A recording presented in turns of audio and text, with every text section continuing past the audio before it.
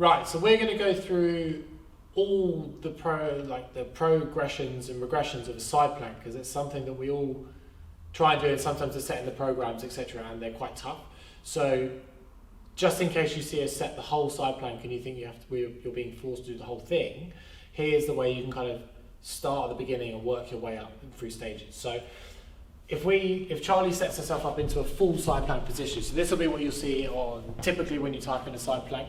So the whole body is in one line. So her ankle, knees, hips, and elbow all would follow a line if we were to draw one. That's probably the hardest version of a typical side plank you'll see. So we need to kind of break that down. So if you want to go one step lower, what we can do is bring that top leg in front of the bottom leg, so that both feet are still on the floor, so it's a staggered stance. You'll see it down as a staggered side plank. Still pushing up, you'll notice the hips and the knees are still coming up off the floor, and you'll hold that position for whatever length of time you're being told to.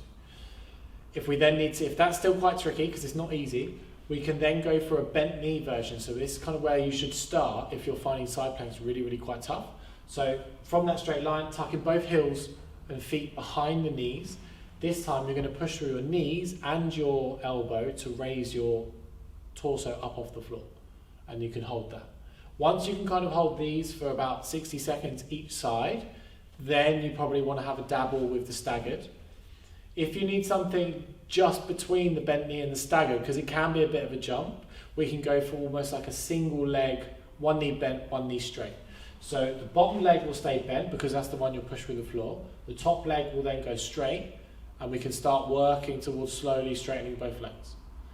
So just a few options for you to kind of work through the side planks, because we know a lot of people, whether you're on the CSR program or even just one-to-ones group training, find this quite tough. So we just thought we'd make this quite a quick video.